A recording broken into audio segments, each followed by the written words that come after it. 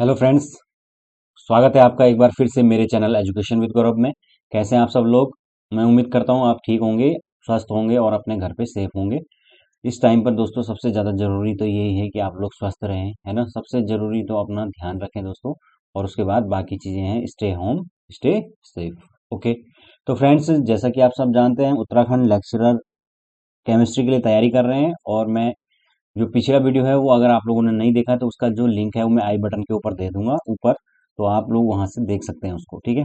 और मैं पढ़ा रहा था एटॉमिक स्ट्रक्चर, जिसमें कि हमने कुछ चीज़ों के बारे में बात की थी, और आज हम बहुत सारे नए टॉपिक्स इसमें पढ़ने वाले हैं, ठीक है। तो आप लोग मेरे साथ बने रहिए लास्ट तक, और सारी की सारी जो चीज़ें हैं उसको समझते हुए चलिए, और ध्यान से समझना, वीडियो को स्किप करते हुए मत चलना, नॉर्मल स्पीड में देखना और आराम से उसको समझते हुए चलना। और फ्रेंड्स, जो भी वीडियोस हैं उसमें अंदर मैंने नोट्स भले ही इंग्लिश में बनाए, लेकिन मैं उसको लेमेन तरीके से में बताते हुए चलता हूँ।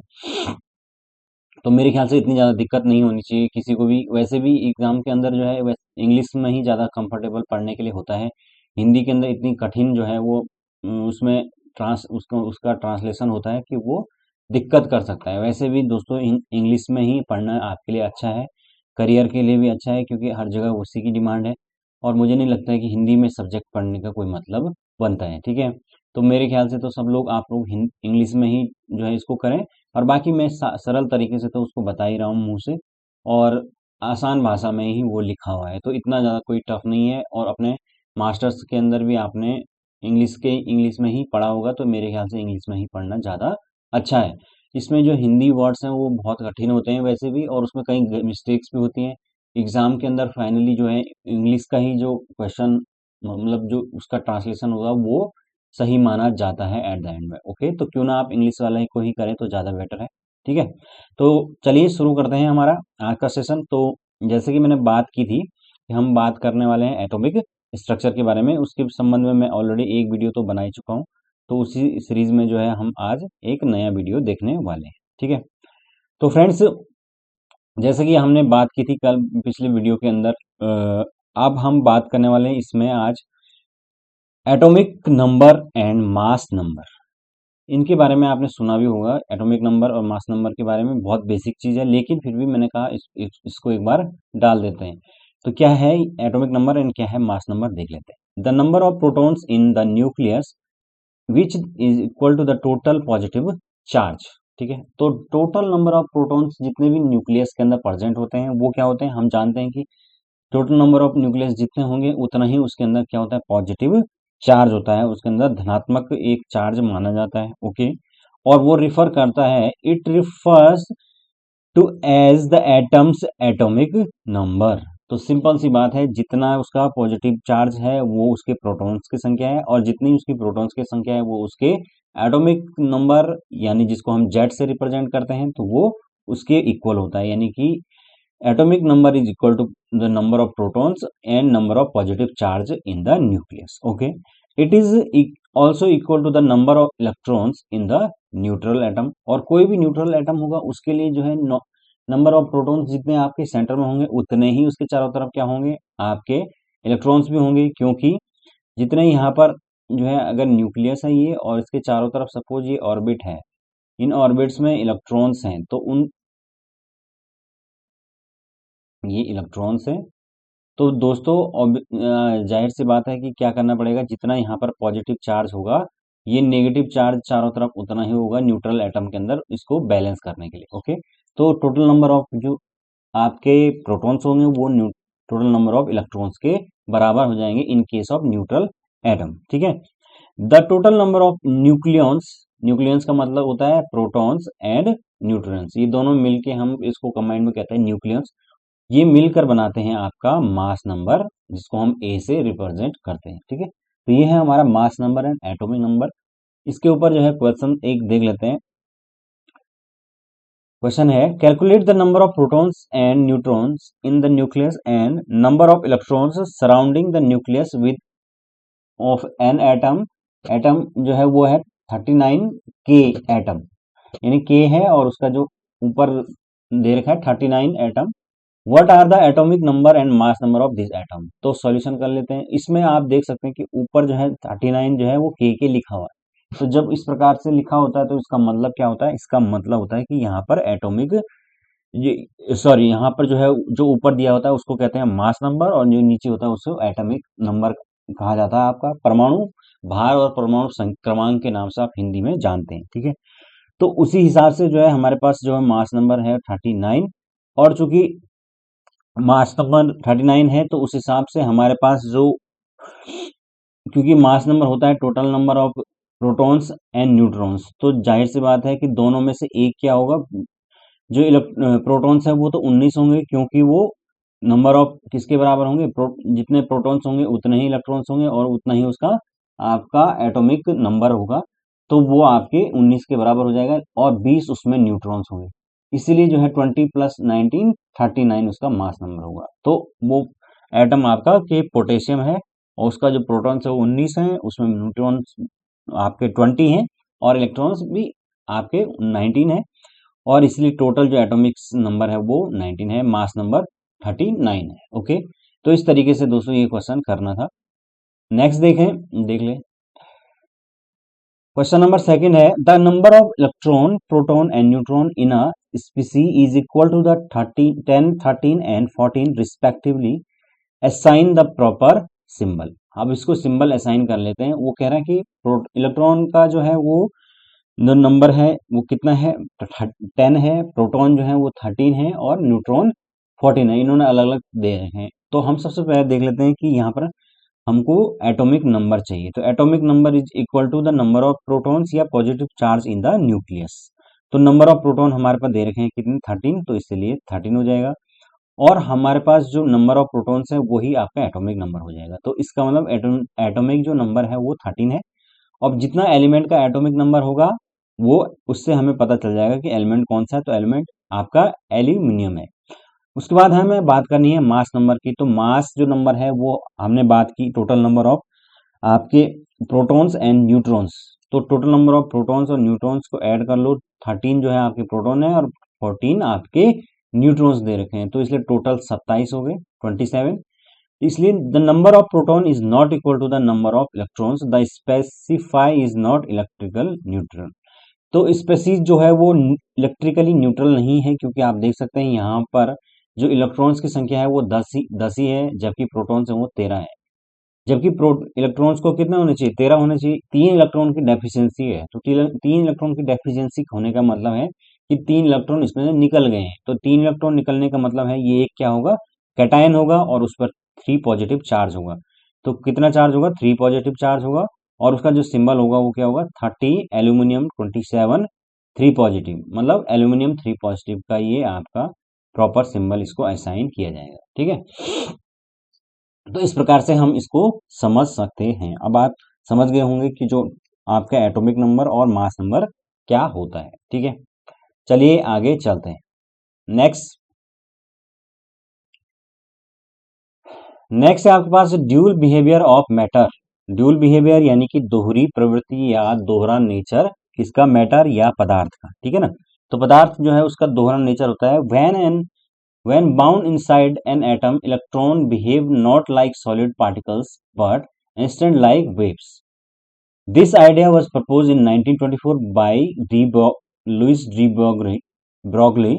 The light waves are characterized by their wavelength and their frequency. Okay, तो यहाँ पर बात हो रही है दोस्तों ड्यूल बिहेवियर की, मैटर की। इसके अंदर उन्होंने जो इलेक्ट्रॉन्स है उसको एक सॉलिड पार्टिकल्स नहीं बल्कि एक वेव माना है, और इसकी जो सबसे पहले शुरुआत की गई थी वो किसके द्वारा, लुइस डी ब्रोगले के द्वारा 1924 के अंदर। उन्होंने सबसे पहले बताया था कि भाई जो एटम है, जो इलेक्ट्रॉन है वो जो न्यूक्लियस के चारों तरफ घूम रहा है वो एक बहुत ही ज्यादा माइक्रोस्कोपिक पार्टिकल है, इतना छोटा पार्टिकल है कि वो एक वेव की तरह बिहेव करता है, उसका ड्यूल नेचर होता है। Okay, there frequency and the same is true of matter waves.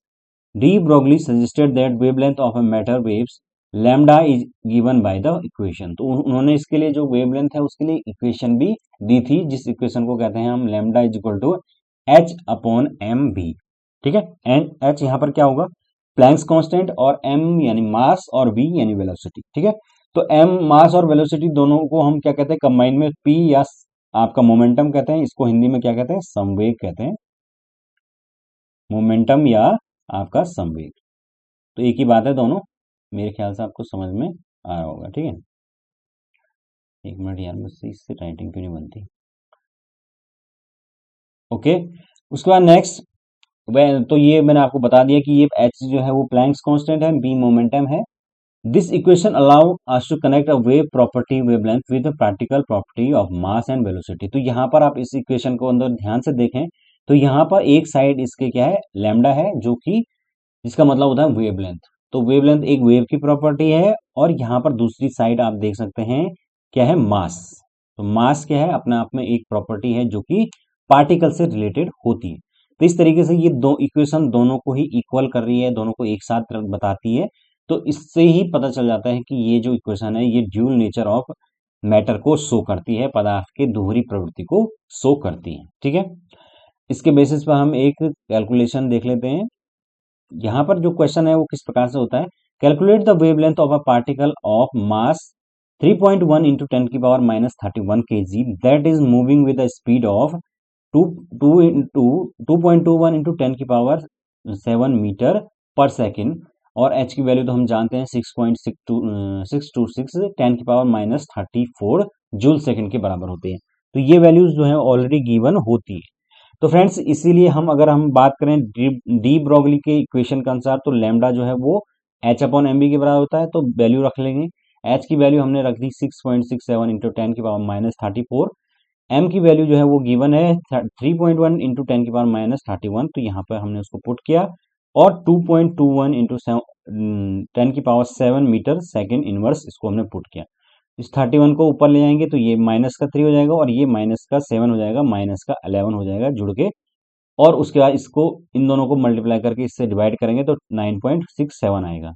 इस प्रकार से जो लेमडा है उसकी वैल्यू 9.67 इंटू 10 की पावर माइनस 11 मीटर के बराबर होगी। ठीक है, तो इस प्रकार से हमने ये डी ब्रोगली जो है इक्वेशन है उसका यूज करते हुए लैम्डा या वेवलेंथ की वैल्यू कैलकुलेट करनी है दोस्तों। ठीक है, तो आप मेरे ख्याल से आप समझ गए होंगे डी ब्रोगली का जो इक्वेशन है वो बेसिकली ड्यूल नेचर के बारे में बताता है।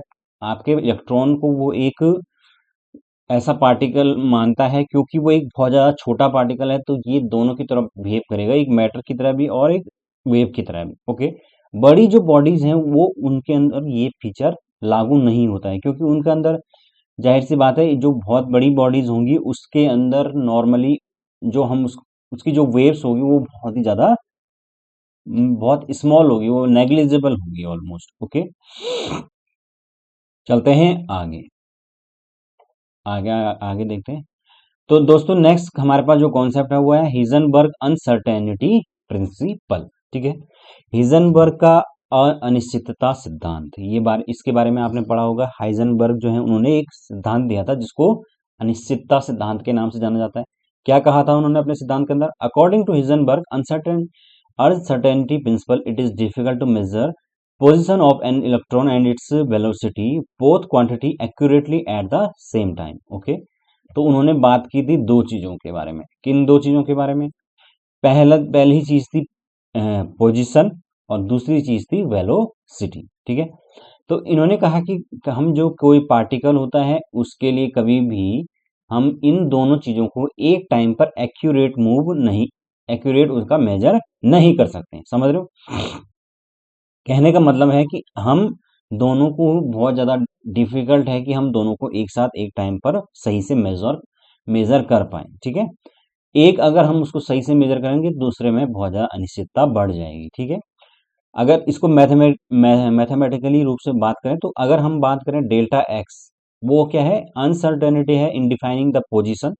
किसी पार्टिकल या किसी इलेक्ट्रॉन की जो पोजीशन है उसमें जो अनसर्टेनिटी है, अनिश्चितता है, वो डेल्टा एक्स से हम शो करते हैं। डेल्टा एक्स का मतलब है कि छोटा सा एक चेंज। ठीक है ना, और डेल्टा पी है, पी एक्स है, ये अनसर्टेनिटी है किसके, मोमेंटम के अंदर और वेलोसिटी के अंदर।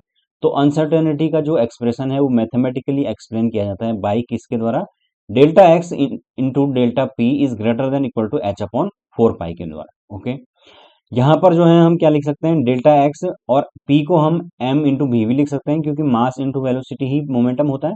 अब हम जानते हैं मास तो जो है उसमें कोई किसी भी प्रकार की अनसर्टेनिटी जो है नहीं आएगी, तो इसलिए मास जो है हम नीचे लिख देंगे। केवल हम ये भी लिख सकते हैं कि delta x into delta V is greater than equal to H upon 4 pi M. Okay, यानी कि कहने का मतलब है जो चेंज है आपके slightly change in the position और slightly change in the velocity, इनका मल्टीपल एच अपॉन 4 पाई से ज्यादा होता है, यानी कि बहुत ज्यादा होता है। एक्सपेरिमेंटली किस प्रकार से इसको देखा गया है, उसके लिए इन्होंने एक एक्सपेरिमेंट किया था। यहाँ पर जो साइंटिस्ट थे उन्होंने एक एक्सपेरिमेंट किया। उन्होंने कहा एक इलेक्ट्रॉन लिया और इलेक्ट्रॉन जो है उसके ऊपर एक लाइट बीम कोई भी पास की, ठीक है।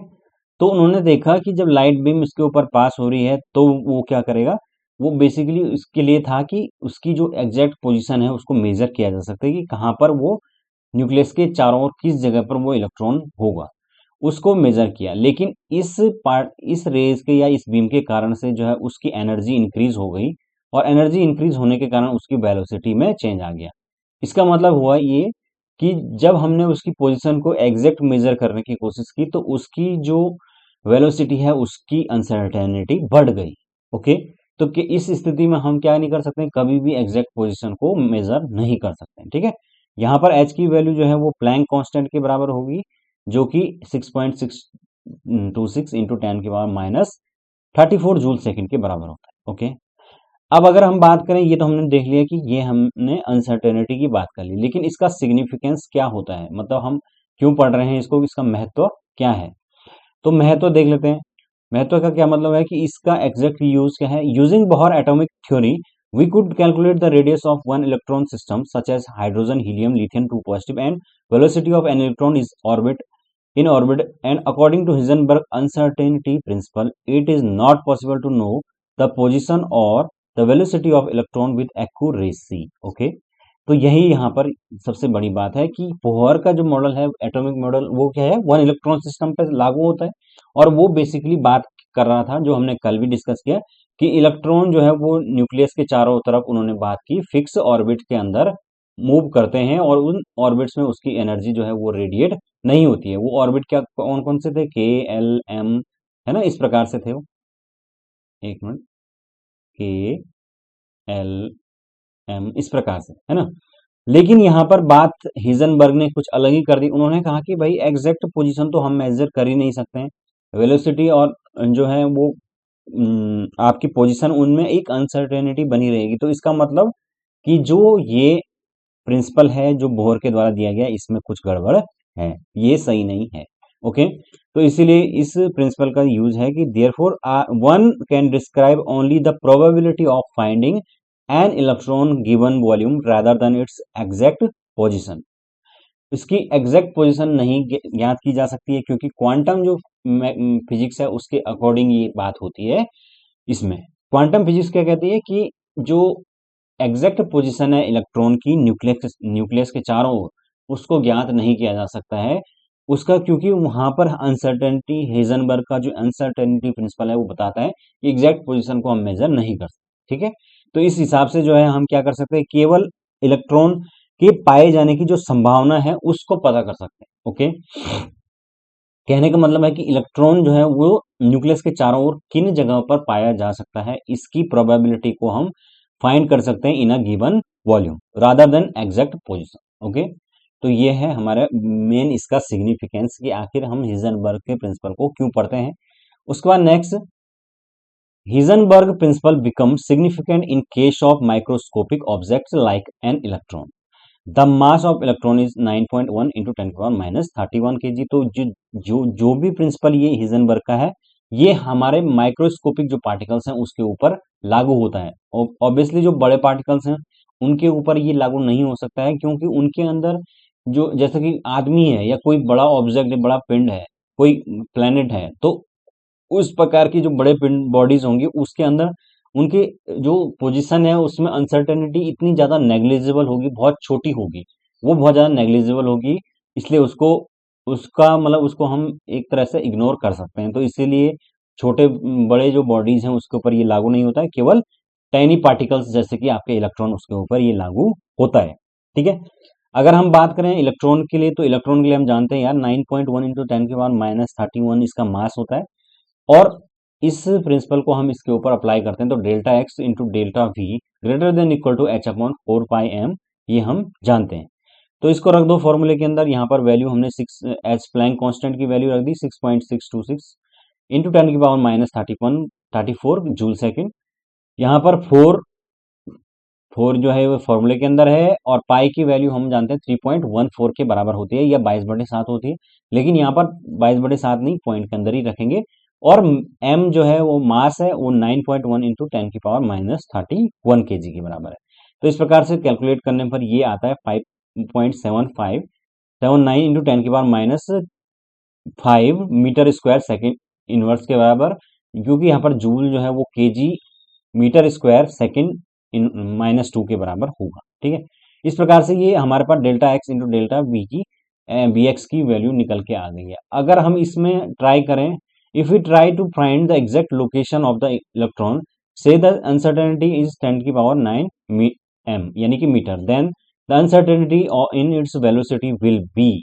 ओके, अब यहाँ पर हम इस डेल्टा एक्स की जगह पर कुछ अनसर्टेनिटी को ले लेते हैं। फॉर एग्जांपल इन्होंने ले लिया, फॉर एग्जांपल हमने से 10⁻9 जो है 9 ले लिया है, ठीक है, -9।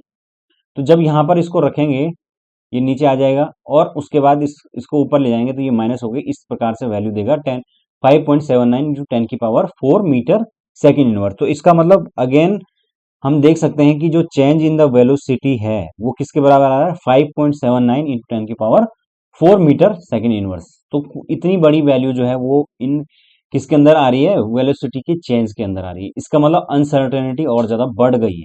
जब हमने बात की किसकी, कि हम एग्जैक्ट लोकेशन को ज्ञात करना चाहते हैं, लेकिन उसकी वेलोसिटी में जो अनसर्टेनिटी है वो और ज्यादा बढ़ गई।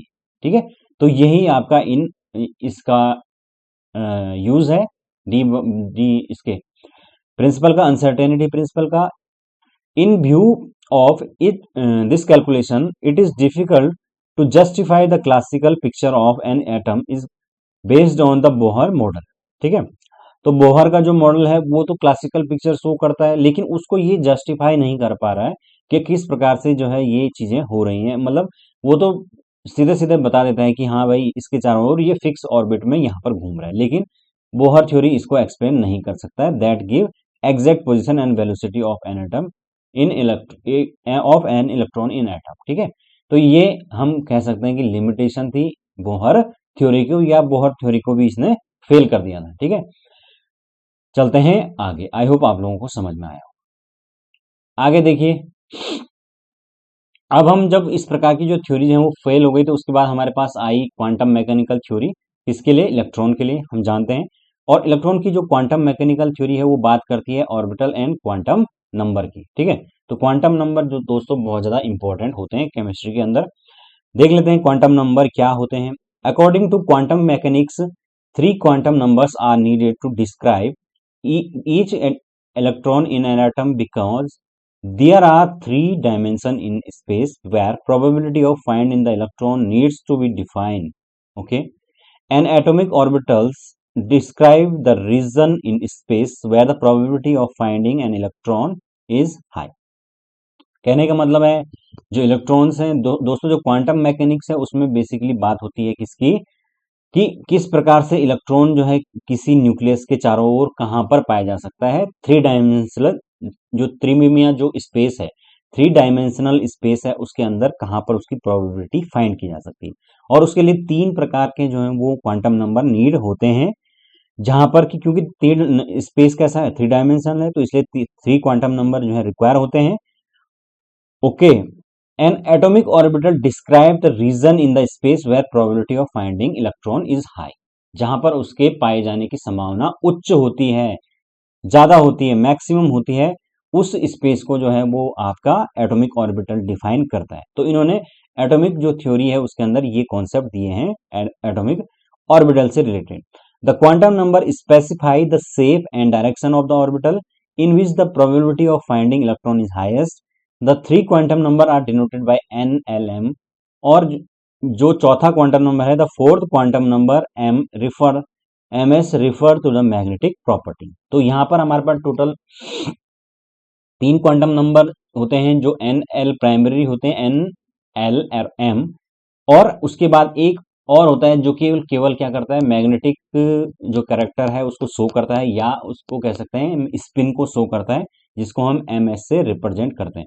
इस प्रकार से टोटल हमारे पास 4 क्वांटम नंबर होते हैं, जो कि क्वांटम मैकेनिकल जो मॉडल है एटम का उसको डिफाइन करते हैं। ठीक है, और यही जो एटॉमिक आपके जो ये पूरा क्वांटम नंबर्स होते हैं, ये किसी भी परमाणु के अंदर या किसी भी एटम के अंदर आपके जो इलेक्ट्रॉन है उस कंप्लीट उसके लोकेशन के बारे में बताते हैं। ठीक है, तो ये मॉडर्न थ्योरी है बेसिकली सबसे ज्यादा, और वाइडली एक्सेप्टेड है।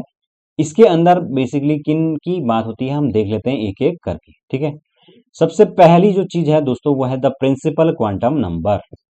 ठीक है, तो प्रिंसिपल क्वांटम नंबर को डिफाइन करते हैं एन से। ठीक है, principal quantum number it defines the main shell in which the electron reside. Okay, ये उस मुख्य सेल को रिप्रेजेंट करता है जिसमें कि इलेक्ट्रॉन पाया जाता है। सबसे ज्यादा जो मुख्य सेल है उसको रिप्रेजेंट करेगा। साथ के साथ it determined the size and energy of orbital, किसी ऑर्बिटल की क्या साइज है और क्या उसकी एनर्जी है, ऊर्जा है, उसको भी रिप्रेजेंट करने का काम करेगा द प्रिंसिपल क्वांटम नंबर, और इसको डिनोट किया जाता है एन से। और जनरली हम इसको किस किस प्रकार से नोटेट करते हैं, हम जानते हैं के एल एम एन, इस प्रकार से हम उसको दिखाते हैं आपके अंदर से बाहर की ओर। ओके, तो ये मैंने अभी बात भी की थी ऊपर पे। It represent the maximum number of electron present in the shell, किसी सेल के अंदर कितने मैक्सिमम नंबर ऑफ इलेक्ट्रॉन पाए जा सकते हैं, इसको ये रिप्रेजेंट करता है। And with the higher value of n the size of orbital increase as electron will be farther from the nucleus. Okay, तो सिंपल है, कहने का मतलब सिंपल है कि जितनी ज्यादा एन की वैल्यू बढ़ेगी और उतनी ज्यादा जो है वो आपके इलेक्ट्रॉन न्यूक्लियस से दूर होता जाएगा, यानी उसका साइज एटॉमिक जो साइज है वो इंक्रीज होता जाएगा। तो ये एन या प्रिंसिपल क्वांटम नंबर बेसिकली बात करता है सब कि कितने जो है उसमें एन जो है कितना जो है उसके अंदर साइज है, कौन से सेल के अंदर वो है। ठीक है, तो ये सारी बातें जो है प्रिंसिपल क्वांटम नंबर एन बताता है। ओके, फिर आपके पास सेकेंडरी है एजीमुथल और सब्सिडियरी क्वांटम नंबर, जिसको हम एल से रिप्रेजेंट करते हैं। ठीक है, it describe the number of sub shell present in nth shell. Nth shell यानी कि जैसे हमने ऊपर बात की कि एन बराबर हो सकता है आपका 1 हो सकता है, 2 हो सकता है, 3 हो सकता है, 4 हो सकता है, 5 हो सकता है, तो ये एन हो सकता है, एन तक हो सकता है। यानी कि जो एनथ सेल है उसमें वास्तव में कितने सब सेल प्रेजेंट है वो बताता है आपका एजीमुथल या सब्सिडियरी क्वांटम नंबर एल के द्वारा। और इस एल की वैल्यू कहां तक होती है, say the three dimensional space of the orbital occupied by electron, the quantum number L may be value of 0 1 2 3 4 n minus 1। तो हमेशा L की वैल्यू कहां तक होगी, n माइनस 1 तक होगी, यानी कि n के एक कम तक ये वैल्यू होती है। ओके, देख लेते हैं कैसे होती है। जैसे कि अगर हम बात करें एल एल एल अगर 0 है, ठीक है, तो यहां पर सबसेल होगा कौन सा, s, समझ रहे हो। अगर यहाँ पर L1 है तो सबसेल जो है वो P होगा। अगर L की वैल्यू जो है 2 है तो सबसेल D होगा। L की वैल्यू 3 है तो सबसेल F होगा। L की वैल्यू 4 है तो सबसेल G होगा, और L की वैल्यू 5 है तो H होगा। वैसे हमें जरूरत केवल यहाँ तक पड़ेगी, F तक की पड़ती है। ठीक है, और किसी भी जो है प्रिंसिपल क्वांटम नंबर n के लिए जो है वैल्यू L की n माइनस 1 तक होगी, यानी कि जितना n होगा उससे एक कम तक उसकी वैल्यू होती है। तो ये होता है हमारे पास एजीमुथल या सब्सिडियरी क्वांटम नंबर। ओके, ये बहुत ज्यादा इंपॉर्टेंट है दोस्तों, ये आपको हमेशा याद रखना है कि 0 s को रिप्रेजेंट करता है, 1 जो है p को रिप्रेजेंट करता है, 2 जो है वो d को रिप्रेजेंट करता है, एंड 3 f को रिप्रेजेंट करता है। ठीक है, अगला देखिए, नेक्स्ट है आपके पास तीसरी मैग्नेटिक क्वांटम नंबर, m से इसको रिप्रेजेंट किया जाता है। Magnetic quantum number used to describe the number of orbital present in each subshell. अब हमने सबसेल भी फाइंड कर दी, सेल मेन सेल उसके अंदर सबसेल भी फाइंड कर दी, लेकिन उस सबसेल में कितने ऑर्बिटल पाए जाते हैं इनका पता मैग्नेटिक क्वांटम नंबर से चलता है। इसका नाम मैग्नेटिक क्यों पड़ा, it is called the magnetic quantum number because effect of different orientation of orbitals one first observed in the presence of magnetic field, it was given by, ठीक है, किस फॉर्मूले से दिया जाता है, 2l + 1 फॉर्मूले से इसको निकाला जाता है। यानी कि l जो है उसकी वैल्यू यहां पर रखेंगे तो ये हमारे पास m की वैल्यू निकल के आ जाएगा। और इसको मैग्नेटिक क्यों कह रहे हैं, क्योंकि मैग्नेटिक जो है फील्ड के अंदर पहली बार इसको इसको देखा गया था, इसको ऑब्जर्व किया गया था, तो इसीलिए इसका नाम मैग्नेटिक क्वांटम नंबर पड़ा था। ठीक है, अब हम देख लेते हैं कि वैल्यू जो है इसकी किस प्रकार से निकालते हैं। सबसे पहले अगर n जो है उसकी वैल्यू 1 दी गई है, तो इसका मतलब l की वैल्यू कहाँ तक होगी, n-1 तक। तो 1 में से 1 गया तो 0। ठीक है, तो l की वैल्यू 0 हो गई। m की वैल्यू जो है वो ऑब्वियसली 0 ही होगी जब l की 0 है। तो उसके लिए जो सिंबल असाइन होगा वो 1s होगा, क्योंकि n की वैल्यू 1 है तो 1 होगा। और हम जानते हैं जब 0 होता है तो उसका मतलब होता है s, तो इसका मतलब एक ऑर्बिटल इसमें होगा। ठीक, समझ गए। फिर आपके पास सेकंड है, अगर 2 है, हमारे पास जो प्रिंसिपल क्वांटम नंबर है उसकी वैल्यू 2 दी गई है, तो उसका मतलब हो सकता है कि ये तो 0 भी हो सकता है या 1 भी हो सकता है, क्योंकि हम जानते हैं कहाँ तक होगा, n-1 तक। ठीक है, n की जो वैल्यू है उसके एक कम तक जो है इसकी वैल्यू होनी है, समझ रहे हो। तो 0 भी हो सकती है, 1 भी हो सकती है। जब अगर 0 होगी तो m की वैल्यू क्या होगी, 0 ही होगी। 0 के लिए तो 0 होगी, उसका कोई इलाज नहीं है। और n की वैल्यू चूंकि 2 है तो इसलिए ये हो जाएगा 2s, यहाँ पर एक ऑर्बिटल होगा। अब यहाँ पर 1 आ गया। अब 1 के लिए जो है m की वैल्यू क्या होगी, प्लस के l से लेकर माइनस के l से लेकर प्लस के l तक होती, समझ रहे हो। यानी कि जो l है उसकी वैल्यू जब 1 है तो ये माइनस के 1 से लेकर और प्लस के 1 तक होगी, तो माइनस के 1, फिर आपके पास दूसरी वैल्यू हो जाएगी 0, तीसरी हो जाएगी +1।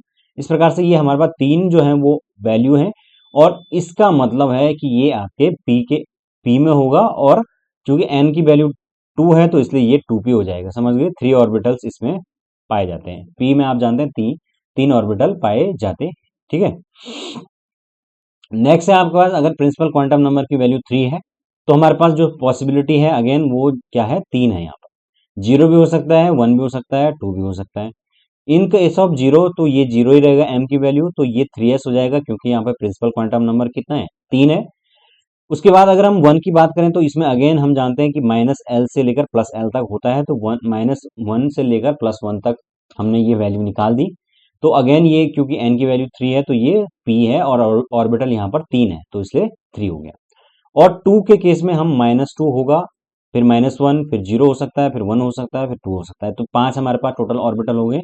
और 3 जो है प्रिंसिपल क्वांटम नंबर है तो 3d, तो 5 जो है यहाँ पर इसके अंदर ऑर्बिटल होंगे, समझ रहे हो। इसी भी प्रकार से अगर हमारे पास 4 है प्रिंसिपल क्वांटम नंबर, तो यहाँ पर 0 भी हो सकता है, 1 भी हो सकता है, 2 भी हो सकता है, और 3 भी हो सकता है। अकॉर्डिंगली जो है हमारे पास जो है 3, यहाँ तक तो हमने सेम वैल्यू है, इसके लिए केवल चेंज होगा यहाँ पर, क्योंकि यहाँ पर n की वैल्यू चेंज हो रही, तो 4d हो जाएगा। और इसमें देखिए आप -3 से लेकर +3 तक जाने पर टोटल ये 7 वैल्यू दे रहा है, 7 वैल्यू यानी कि 7 ऑर्बिटल, और वो किस में होते हैं, f के अंदर, तो इसलिए ये 4f हो जाएगा, क्योंकि प्रिंसिपल क्वांटम नंबर की वैल्यू 4 है। तो इस प्रकार से ये हम क्वांटम नंबर की सहायता से इसको देखते हैं। आई होप आप लोगों को समझ में आ गया होगा। ठीक है, अब चौथी एक क्वांटम जो और नंबर है उसको कहते हैं हम स्पिन क्वांटम नंबर।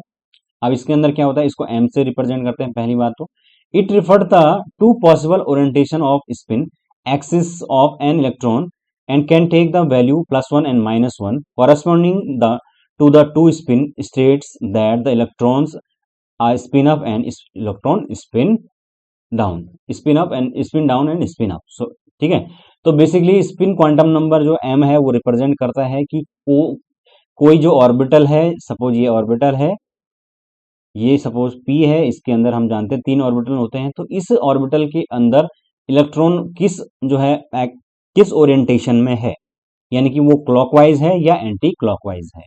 अगर उसका साइन अप है तो इसका मतलब वो उसका सिंबल होगा +1, और साइन जो है वो डाउन है तो इसका मतलब होता है सिंबल होगा -1, समझ रहे हो।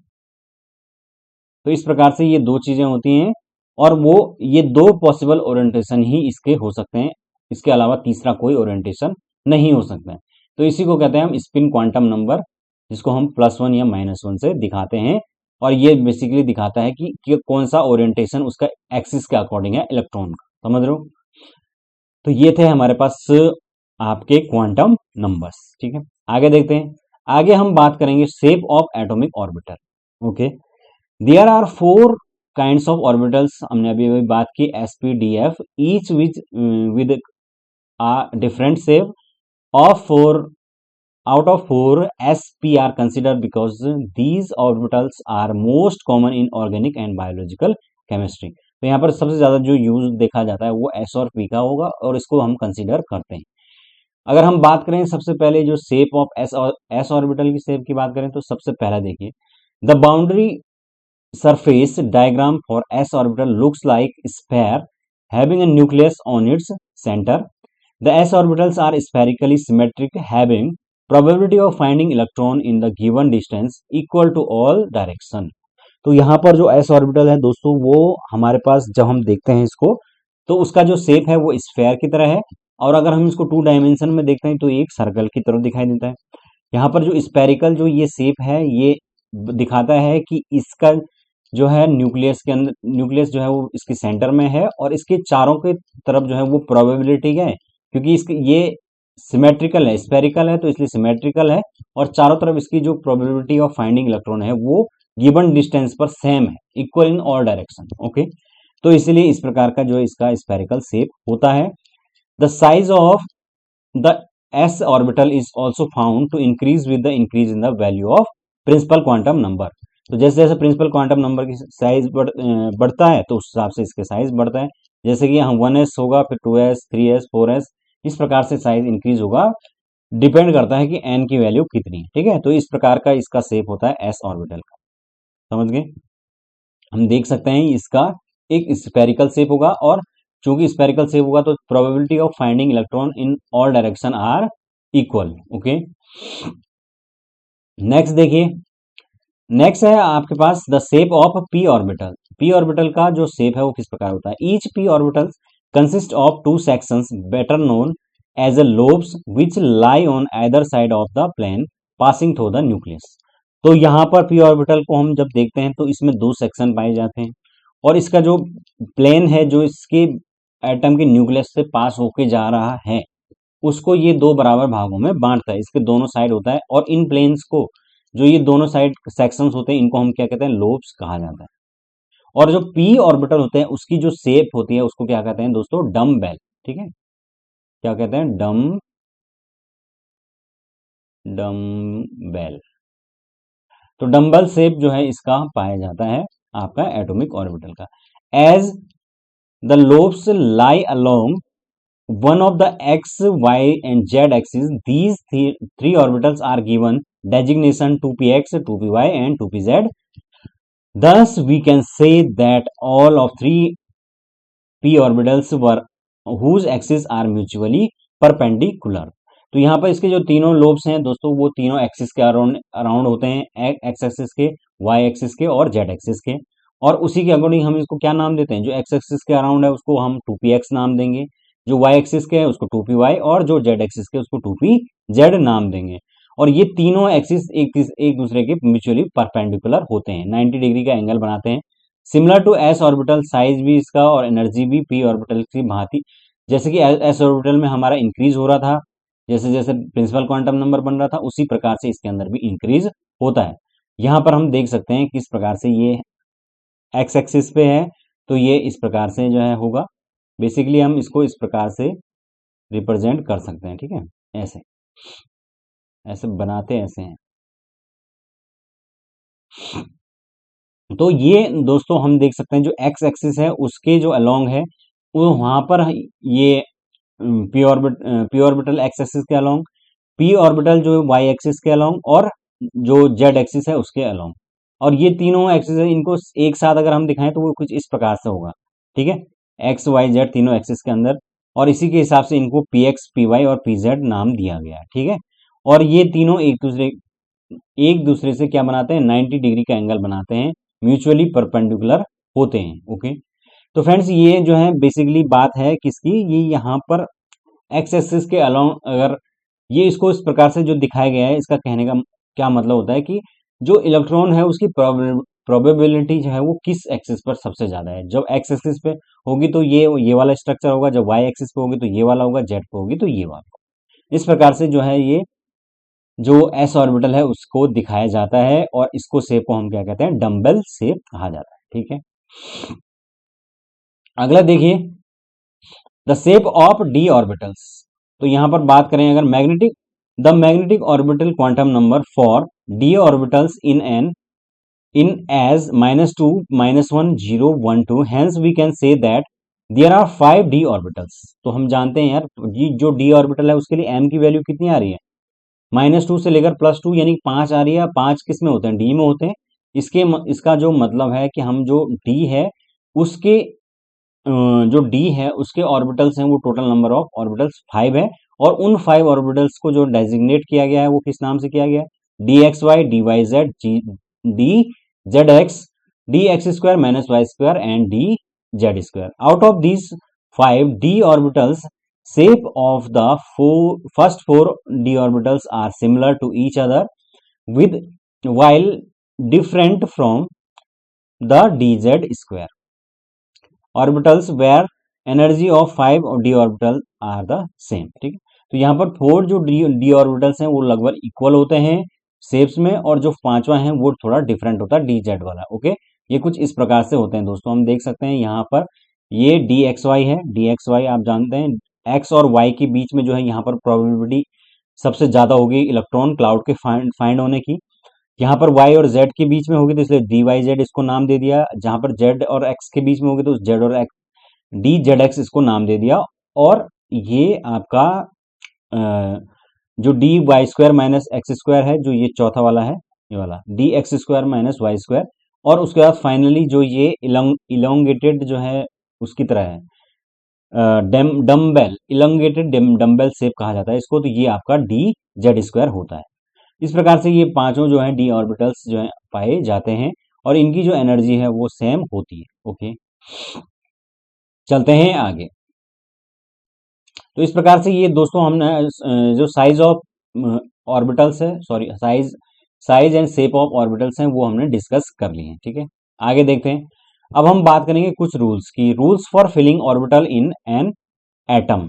किसी एटम के अंदर जो है किस प्रकार से ऑर्बिटल्स जो है वो फिल होते हैं उसके लिए कुछ रूल्स होते हैं। कैसे कैसे रूल्स होते हैं, सबसे पहले देखिए अबाव प्रिंसिपल, अबाव का नियम। इन case of atoms electron occupy the available over orbital in the subshell of lowest energy. This is known as the above principle.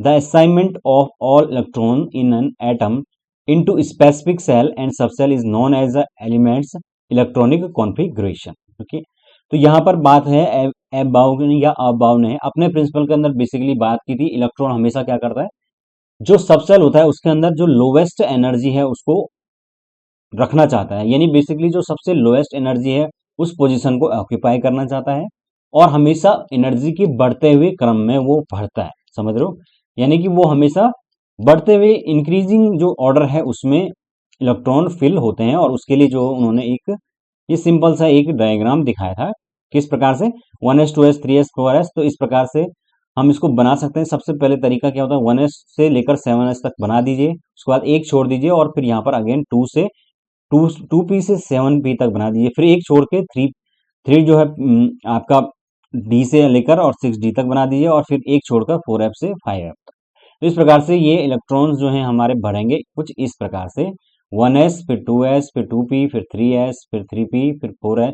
इस प्रकार से ये पूरा का पूरा ये जो सीरीज है, इसी सीरीज में इलेक्ट्रॉन फिल होंगे। ये पूरा का पूरा इसका सीरीज चलेगा। यही अबाउ ने अपने नियम के अंदर दिया था, और इसी नियम के अनुसार जो है हम किसी भी एटम का जो इलेक्ट्रॉनिक कॉन्फ़िगरेशन है वो लिखते हैं। ये एनर्जी का बढ़ता हुआ क्रम है, याद रखना। ठीक है, तो ये sequence of filling energy level है। ठीक है, the number of electrons shells and sub shell can be displayed with appropriate superscript number. For example, जैसे कि अगर किसी कहीं पे लिखा हुआ 4p3, तो इसका क्या मतलब होगा कि 4 यहाँ पर है प्रिंसिपल क्वांटम नंबर, n की वैल्यू 4 है, जो p है वो एक सबसेल है, और number of electrons in subshell जो है वो 3 है। ठीक है, तो इस प्रकार से ये 4p3 इसको रिप्रेजेंट करेगा। आगे देखते हैं, एक्सेप्शन भी होते हैं। The electronic configuration of many elements are not always exactly we would predict by usual order of filling, for example. ठीक है, तो जनरली इसके अंदर बहुत सारे एक्सेप्शन भी होते हैं जो इस प्रिंसिपल को फॉलो नहीं करते हैं, और उसमें सबसे ज्यादा जो प्रोमिनेंट पूछा जाता है वो है क्रोमियम का एंड कॉपर का। तो क्रोमियम का हम जानते हैं कि 4s में 1 जा रहा है और 5 में d में 5 जा रहा है, जबकि 4s में 2 इलेक्ट्रॉन होने चाहिए और फिर d में 4 ही होने चाहिए। लेकिन चूंकि यहाँ पर बात हो रही है किसकी, एक एक्सेप्शन की, तो इसलिए ये क्रोमियम एक एक्सेप्शन हो जाता है। और इसका रीजन है बेसिकली जो D5 है वो हाफ फिल्ड है ना। इस प्रकार से हम जानते हैं कि ये आपका 5d ऑर्बिटल्स होते हैं, 1 2 3, 1 2 3 4 5। तो यहाँ पर जब 1 2 3 4 और 5, पांचों जो है ऑर्बिटल्स हैं उसमें एक एक इलेक्ट्रॉन भर गया है, तो वो एक हाफ फील्ड हो गया। और हाफ फील्ड ऑलवेज क्या होता है, मोर स्टेबल होता है। तो उस स्थिति में जो है इलेक्ट्रॉन, जो एटम चाहेगा वो इसी स्थिति में रहना चाहेगा, तो इसीलिए ये इलेक्ट्रॉनिक कॉन्फ़िगरेशन एक्सपेरिमेंटली शो देखा गया है। फिर आपके पास कॉपर 29 के अंदर भी जो है एस में 1 इलेक्ट्रॉन जाता है और डी में 10 चले जाते हैं, क्योंकि डी में 10 होने से ज्यादा स्टेबिलिटी मिल रही है फुलफिल्ड इलेक्ट्रॉन्स के कारण। समझ गए। चलते हैं आगे। नेक्स्ट है आपके पास पाउली एक्सक्लूजन प्रिंसिपल। पाउली का एक्सक्लूजन प्रिंसिपल ये क्या कहता है, the three quantum numbers n l n m are needed to define an orbit. किसी भी ऑर्बिट को डिफाइन करने के लिए क्या चाहिए, तीन क्वांटम नंबर चाहिए, एन चाहिए, एल चाहिए और एम चाहिए। ये हम जानते हैं। An extra quantum number is required to define the spin of an electron in an orbit. The Pauli in exclusion principle state that no two electrons in one atoms can have four quantum number are same। समझ गए। there are two silent rules that the Pauli exclusion principle follow। Okay तो यहां पर बात की Pauli ने कि उन्होंने कहा कि जो है चार हमारे पास टोटल क्वांटम नंबर होती हैं। तो यहां पर कोई भी जो दो एटम है, कोई भी दो एटम है, सपोज ये एक एटम है ए और ये एक एटम है बी, तो इन दो एटम के लिए कभी भी इन चारों क्वांटम नंबर्स का जो वैल्यू है वो इक्वल नहीं हो सकती। अगर तीन वैल्यू इक्वल हो भी गई तो चौथी जो वैल्यू यानी स्पिन होगा वो हमेशा डिफरेंट होगा। यही पाउली ने अपने रूल के अंदर कहा। और इसका जो है उन्होंने दो रूल्स बेसिकली बात की। पहला तो उन्होंने बात की only two electrons can occupy the same orbital. ठीक है, एक कोई भी ऑर्बिटल है उसके अंदर केवल मैक्सिमम जो है वो दो इलेक्ट्रॉन जो है ऑक्यूपाई कर सकते हैं, इस प्रकार से। जिसमें उन्होंने कहा कि the two electrons that are present in the same orbital have opposite spin और it should be anti parallel. और जो ये दो ऑर्बिटल एक किसी इलेक्ट्रॉन जो दो किसी एक ऑर्बिटल के अंदर लाई करेंगे उनका हमेशा जो है अपोजिट ओरिएंटेशन होना चाहिए, एक दूसरे के एंटी पैरेलल होने चाहिए। ठीक है, तो यहां पर आप देख सकते हैं ये हाइड्रोजन है, ये हीलियम है, तो इसमें आपके दो इलेक्ट्रॉन होते हैं और ये हमेशा एक क्लॉकवाइज और एक एंटी क्लॉकवाइज होगा। और ये लिथियम है, इसमें देखिए तीन होते हैं, तो एक क्लॉकवाइज एंटी क्लॉकवाइज और इसमें एक क्लॉकवाइज होगा सबसे पहले, और अगर चौथा होगा तो फिर वो एंटी क्लॉकवाइज होगा। तो इस प्रकार से इन्होंने अपने पाउली ने अपने रूल के अंदर ये चीज बताई। और इसके थ्रू जो है वो पता चला फिर कि maximum number of electrons basically कितने हो सकते हैं किसी ऑर्बिटल के अंदर, क्योंकि एक के अंदर जब दो हो सकते हैं मैक्सिमम, तो जैसे कि पी में जो है मैक्सिमम जो है वो आप जानते हैं कि पी में जो है वो मैक्सिमम 3 हो सकते हैं, तो उस हिसाब से जो है मैक्सिमम इलेक्ट्रॉन कितने जाएंगे, 6 जाएंगे। ठीक है, तो इस प्रकार से हमें देखना होता है। यहाँ पर देखिए हम इसको ज्यादा अच्छे तरीके से इससे समझ सकते हैं। मैक्सिमम इलेक्ट्रॉन पॉपुलेशन पर सेल सो बिलो। अगर हमारे पास सेल नंबर 1 है यानी कि एन की वैल्यू 1 है, तो सब सेल क्या होगा, 1s हो जाएगा, हमने ऊपर बात की थी। और मैक्सिमम जो इलेक्ट्रॉन है उसमें 2 हो जाएंगे। ओके, क्योंकि दो ही इलेक्ट्रॉन जो है उसमें जा सकते हैं एक सब सेल के अंदर। फिर अगर अगर 2 है एन की वैल्यू, तो वहां पर सब सेल जो है वो 2s और 2p हो सकते हैं। 2s और 2p में मैक्सिमम जो इलेक्ट्रॉन है वो दो कितने जा सकते हैं, 8 जा सकते हैं, क्योंकि भाई 2s के अंदर जो है वो मैक्सिमम 2 जाएंगे और p जो है उसके अंदर मैक्सिमम 6 जाएंगे, तो टोटल कितने जा सकते हैं, 8 जा सकते हैं। तो इसलिए यहाँ पर मैक्सिमम नंबर ऑफ इलेक्ट्रॉन्स 8 हो गए। इसी प्रकार से जो 3s 3p 3d जो है उसको हम अगर नंबर ऑफ इलेक्ट्रॉन एन 3 है तो उसमें अंदर ये सब सेल हो सकते हैं। और सब सेल जब इस प्रकार से होंगे तो टोटल इलेक्ट्रॉन हो सकते हैं 18, जहां पर कि दो जो है वो एस में जा सकते हैं, 6 जो है वो आपके पी में जा सकते हैं और डी में 10 जा सकते हैं, तो टोटल 18 हो गए। इसी प्रकार 4 होगा तो 4s 4p 4d 4f, जिसमें कि टोटल मैक्सिमम 32 इलेक्ट्रॉन जा सकते हैं। और इसका इस प्रकार से देखा जा सकता है पॉपुलेशन। तो फ्रेंड्स इस प्रकार से हमने एक क्लियर चीज देखी है कि जो नंबर ऑफ मैक्सिमम इलेक्ट्रॉन्स हैं किसी भी पॉपुलेशन सेल के अंदर वो 2n स्क्वायर के बराबर है कि नहीं। यहाँ पर जो नंबर n की वैल्यू जब 1 है तो 1 की वैल्यू रखने पर ये 2 आ गया, 2 रखने पर यहाँ पर 2 का स्क्वायर हो जाएगा और इंटू 2 8 आ गया, 3 रखने पर 18 हो जाएगा। तो किसी भी सेल के अंदर जो मैक्सिमम नंबर ऑफ इलेक्ट्रॉन्स हैं उसको 2n स्क्वायर से हम निकालते हैं और जहां पर n वो है वो नंबर जो सेल को रिप्रेजेंट करता है। ठीक है, तो आई होप आप लोगों को ये समझ के अंदर आ गया होगा कि ये कहना क्या चाहता है।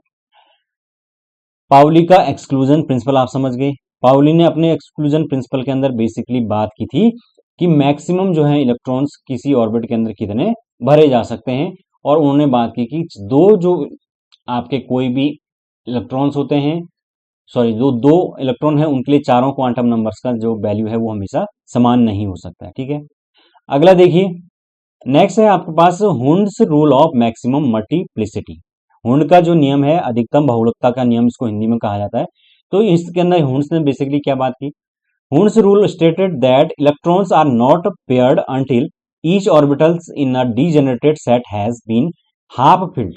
Okay, it implies that pairing of electrons in orbital of p, d and f subcell does not take place till each orbital belonging to the that subcell has gone to electron each. कहने का मतलब है उन्होंने बात की कि सबसे पहले क्या होना चाहिए, प्रत्येक जो आपका एक सिंगल इलेक्ट्रॉन्स है उसके अंदर एक एक इलेक्ट्रॉन फिल हो जाना चाहिए, और उसके बाद ही जो है वो हमेशा पेयरिंग करेगा। तब तक वो अंटिल जो है वो पेयरिंग इलेक्ट्रॉन नहीं करेगा। Each orbital is a degenerated set has a half filled. Okay, तो वो हमेशा अपने आप को हाफ फिल करना चाहेगा। जैसे कि यहाँ पर देख सकते हैं आप, इसने जो है यहाँ पर इसको फर्स्ट को देखिए, इसके अंदर सारे जो ऑर्बिटल्स हैं 1s 2s थ्रू p, इनमें सबसे पहले एक एक इलेक्ट्रॉन फिल हुआ, उसके बाद जो है वो पेयरिंग स्टार्ट हुई 1s के अंदर और 2s के अंदर। समझ गए। यहाँ पर जो b है वो गलत हो जाएगा। देखिए आप यहाँ पर ये गलत क्यों है, क्योंकि इन्होंने पहले जो है सारे जो है ये पेयरिंग हो गई, जबकि 2p इलेक्ट्रॉन खाली है। जबकि इलेक्ट्रॉन जो है वो क्या करेगा, पहले इन ऑर्बिट्स को भरने की कोशिश करेगा, उसके बाद जो है यहाँ पर पेयरिंग होगी। ठीक है, तो इस प्रकार से ये हुंड का जो रूल है वो हम समझ गए हैं कि पहले जो है अगर ये सपोज जो है 3 इलेक्ट्रॉन्स जो है इसके अंदर फाइंड होते हैं, तो इसमें से सबसे 4 इलेक्ट्रॉन है सपोज पी में, तो सबसे पहले एक एक जाएगा और फिर जो है वो पेयरिंग होगी। कभी भी ऐसा नहीं होगा कि ये हमने 3 इलेक्ट्रॉन्स भरने हैं तो हम पहले एक फिर दो यहाँ पे भर दिया और तीसरा यहाँ पे भर दिया, तो ये गलत हो जाएगा। हमेशा एक एक पहले भरना है और उसके बाद तब पेयरिंग होगी। तो ये इन्होंने अपने रूल के अंदर बताया था, हुंड्स रूल के अंदर। ठीक है, अब एक ये जो है इसको देख लेते हैं, इसके माध्यम से आप ज़्यादा अच्छी पिक्चर जो है हमने जो भी पढ़ा प्रिंस क्वांटम नंबर की वो समझ सकते हैं। यहाँ पर अगर हम प्रिंसिपल क्वांटम नंबर की वैल्यू एक एक देखें, तो उसके लिए जो है सब्सिडियरी जो एल की वैल्यू है वो 0 हो जाएगी, क्योंकि वो n-1 के बराबर होती है। और मैग्नेटिक जो क्वांटम नंबर है उसकी वैल्यू भी 0 हो जाएगी। तो स्पिन क्वांटम नंबर है वो क्या हो जाएगी, या तो +1 होगा फिर -1 होगा। तो यहाँ पर ये आपके टोटल 2 इलेक्ट्रॉन्स फाइंड हो गए। फिर अगर यहाँ पर n की वैल्यू 2 है तो उस स्थिति में देखिए 0 भी हो सकता है और 1 भी हो सकता है। अगर 0 होगा तो फिर वही +1 -1 होगा, लेकिन अगर 1 होगा तो उस स्थिति में 3 वैल्यू हमारे पास m की निकल के आती है। हम जानते हैं -1, 0 और +1।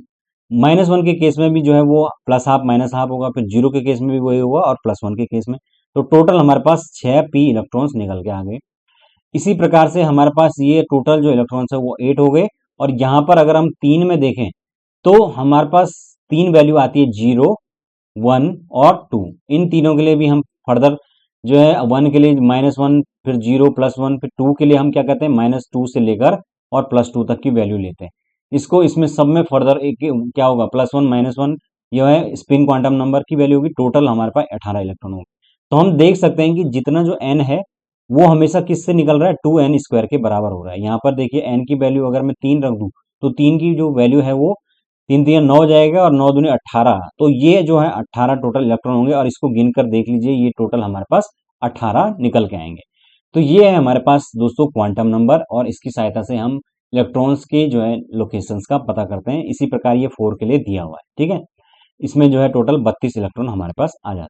ठीक है, तो दोस्तों ये इतना ही था आज के सेशन में, और इस टॉपिक के अंदर जितने भी इंपॉर्टेंट टॉपिक्स थे वो मैंने सारे के सारे कवर कर दिए हैं। आई होप आप लोगों को समझ में आया होगा। ठीक है, तो आगे के क्लासेस के लिए दोस्तों आप लोग इसी प्रकार से जो है आप मेरे साथ अगर पढ़ना चाहते हैं और इसी प्रकार से कंटिन्यू रखना चाहते हैं, हम सारे के सारे टॉपिक्स को पढ़ते रहेंगे, तो आप आगे की जो क्लासेस है उसके लिए जो है वो फीस वगैरह का जो होगा वो पे करना होगा। और उसके लिए आप मुझे मेरे व्हाट्सअप नंबर पर कांटेक्ट कर सकते हैं। मेरा व्हाट्सअप नंबर मैं बता देता हूँ, 81713543 73।